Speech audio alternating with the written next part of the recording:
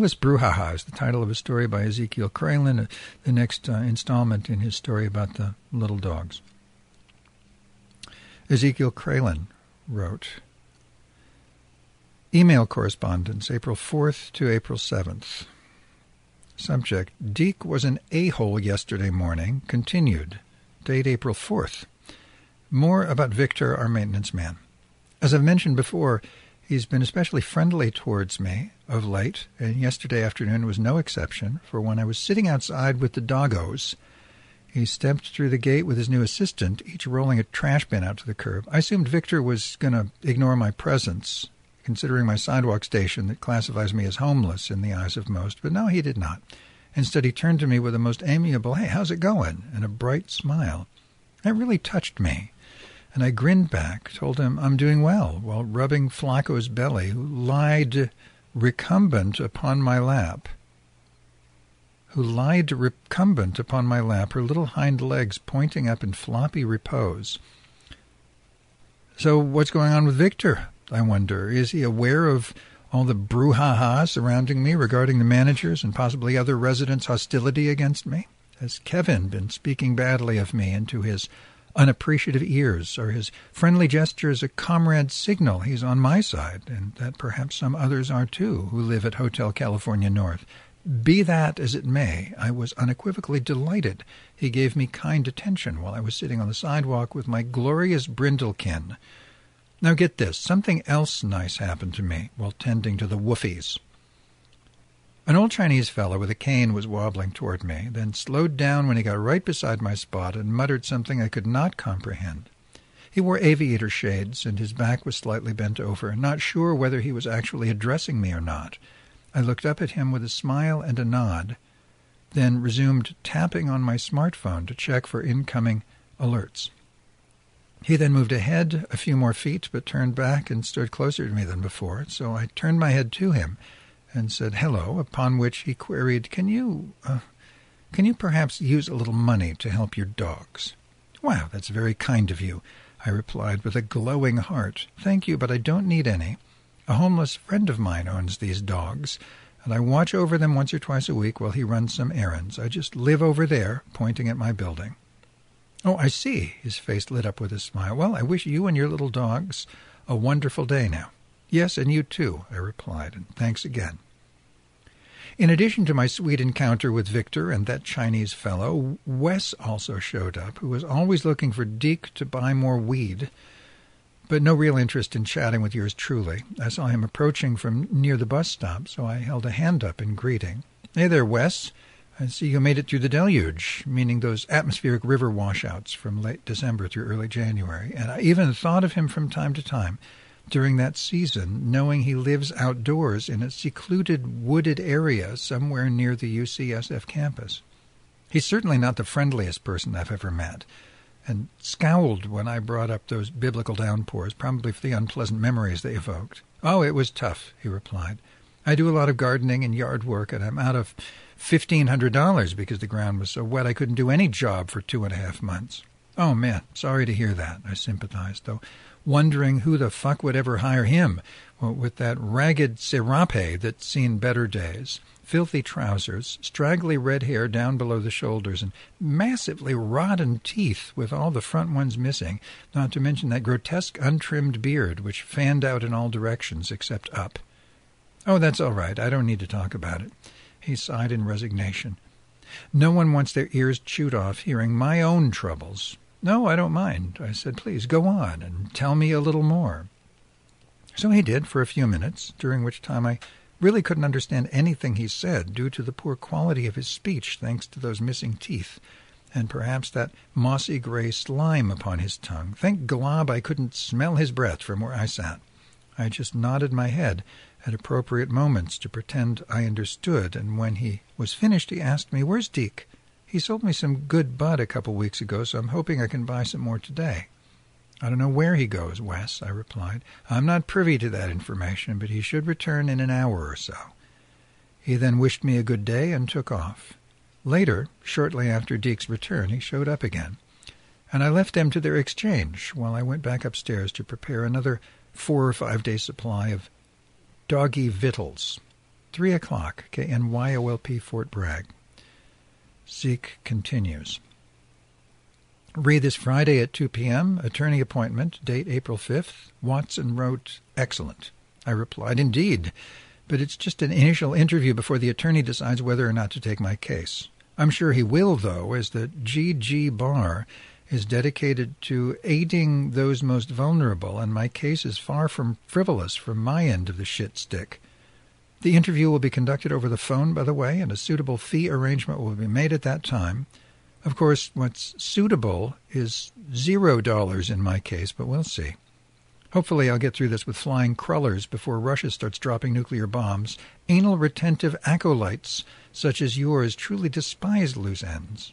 With my bodhisattva premise spin on things, it's just another sterling opportunity to rub elbows with intelligent, caring people who get to meet yours truly and realize someone like me really does exist, just like with my other attorney, Ms. Elvinsborn. At least it works for me, and very well, I'd say. Subject, does... Oh, does, D-O-E-S. Does 1 through 50 are defendants, not plaintiffs. You know what? Hold on just a moment.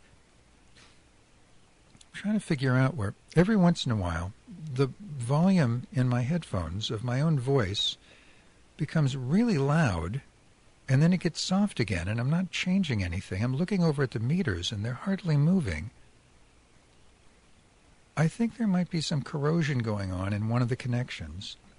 I'm going to put on some music and then see if I can fix this, and then I'll be back. Just a couple of minutes. Sono incagliato qui sull'Alfa 5 deceti, se certo la vendetta sul collo che lo mette. Oh, il dolore, non direttamente canale, il mio orecchio non sopposte di ottenergli le anguille.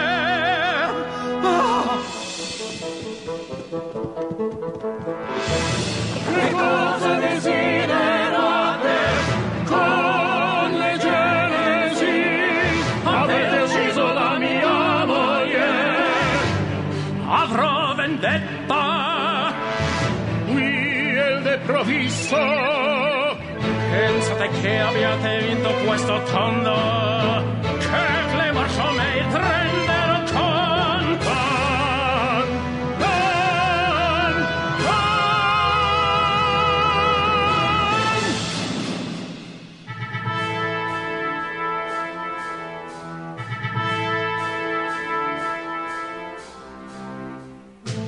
La logica dici che morirò, il mio amico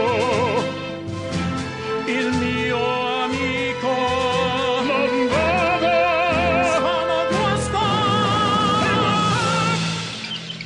ci ricorderemo.